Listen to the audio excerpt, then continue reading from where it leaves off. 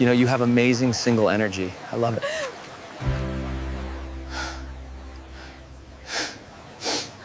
Long before the flights were even booked, I noticed my wife, Raina, was unusually excited about her upcoming girls' trip. She bought new dresses, new heels, and even new lingerie. When I asked about it, she just smiled and said it was for fun photos. I believed her. Trust was something I never questioned in our marriage. The night before she left, she was distant, barely looking at me while she packed her suitcase. She said she needed a break from stress. I asked if she wanted me to come along. Maybe we could make it a couples trip. She just laughed and said Vegas wasn't for couples. I tried to ignore the sting in her words. When I hugged her goodbye the next morning, she didn't hug back with the same warmth she used to. It felt flimsy. The first day, she sent me selfies of her and her friends. She looked happy, but something felt off. Her smiles felt rehearsed, like she was performing for the camera, not actually enjoying the moment. The second day, the texts became sparse. She claimed she was busy exploring. That night, she sent a short message saying she'd be at a show and wouldn't he be reachable.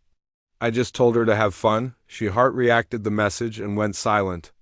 Hours ticked by, then my phone buzzed with a notification. It was a story from one of her friends.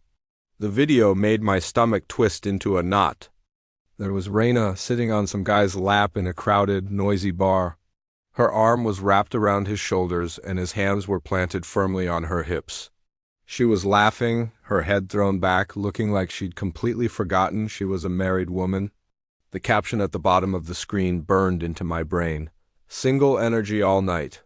My heart pounded in my chest as I replayed the clip over and over. She wasn't drunk. She looked comfortable, natural. I waited for her to message me, to explain, to say anything. But my phone remained silent. The next morning, a breezy "good morning, babe" popped up as if nothing had happened. I replied casually, asking how her night went. Her response was quick.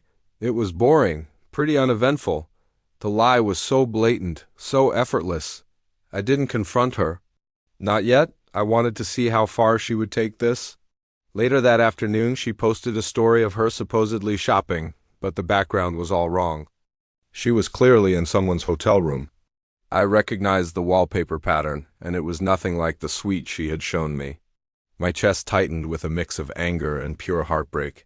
She had no idea that I already knew. That night, she FaceTimed me from a bathroom. Her makeup was smudged, her hair a mess. She whispered that the girls were sleeping. I played along, pretending I believed every word. The final night of her trip, she went completely silent. No messages, no calls, no updates. I didn't sleep at all. I just kept staring at the ceiling, wondering what our marriage had become. When she finally texted the next morning, she said she was exhausted and couldn't wait to come home. I responded warmly. I could almost hear the relief in her texts, as if she thought she'd gotten away with it all, as if she had successfully escaped any consequences. I spent that day preparing myself for what needed to be done. My love for her was real, but it couldn't erase the truth. When she arrived home, she hugged me tightly. She smelled of a perfume I'd never smelled on her before. She said she missed me, her voice shaking just a little as she forced a smile. I told her I'd made dinner for us. She seemed surprised by how calm I was. Over dinner, I asked her to tell me all about the trip. She launched into a story, describing boring events and quiet nights that were a world away from the videos I had seen. Her lies stacked up, one on top of the other, like a tower just waiting to collapse. After we finished eating, I told her I wanted to show her something. I opened my phone and played the video of her sitting on that stranger's lap. Her face drained of all color instantly. She started stuttering, saying it was just a joke, that it wasn't a big deal. I asked her what part was supposed to be funny. She insisted it wasn't what it looked like. So I asked why the caption said single energy. She had no answer. She started shaking as I showed her the clip from the other guy's hotel room. She whispered apologies that felt hollow and empty.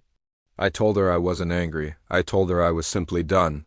Her eyes widened in disbelief. She said she made a mistake. I told her mistakes Dante happen multiple nights in a row with multiple lies to cover them up. She said she loved me. I just looked at her and said, love doesn't disappear in Vegas only to reappear at home. She begged me to forgive her. I calmly walked to our closet and handed her a suitcase I'd packed earlier. She looked confused until she opened it and realized it was filled with her belongings.